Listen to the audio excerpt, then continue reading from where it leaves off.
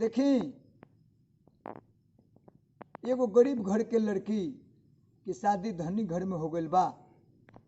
वो बेचारी के गरीब घर में जौन सीख के आयल बा। देखी भैया गरीब के कुछ गरीबी ऐसा तो जरूर कतनो रही तो धनी घर में जाई तो कुछ चिन्हाइए जाई भैया।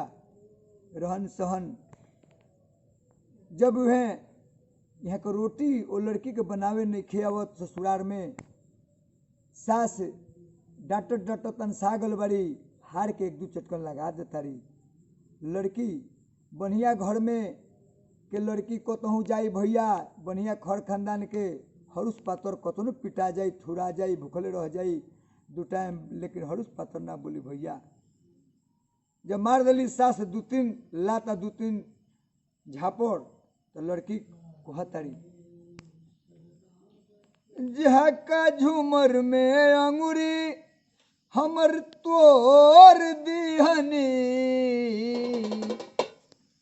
झका झूमर में अंगूरी हमर मोर दिहनी।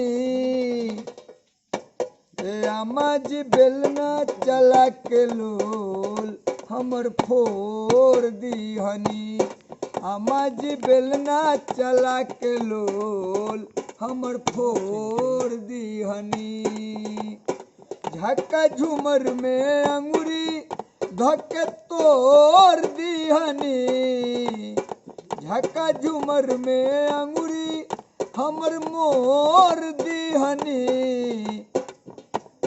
आमा जी बेलना चला के लोल हमर फोड़ दिहनी।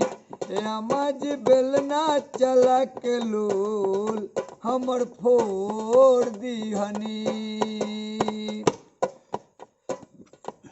रोटी बनौनी तो फेंक दिहनी चट देना गाली में सेक दिहनी।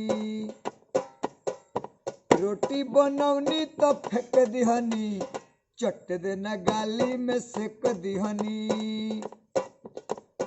एको कोरम हमके नहीं छोड़ दिहनी। एको कोरम हमके नहीं छोड़ दिहनी। आमा जी बेलना चला के लोल हमर फोड़ दिहनी। आमा जी बेलना चला के लोल हमर फोड़ दिहनी। दग दिहनी खोर नाठी से पीठी पर मरनी लाती से। दग दिहनी खोर नाठी से पीठी पर मरनी लाती से। मुर्गी ऐसन देहिया झका झोर दिहनी। मुर्गी ऐसन देहिया झका झोर दिहनी। आमा जी बेलना चला के लोल हमर फोड़ दिहनी। आमा जी बेलना चला के लोल हमर फोड़ दिहनी।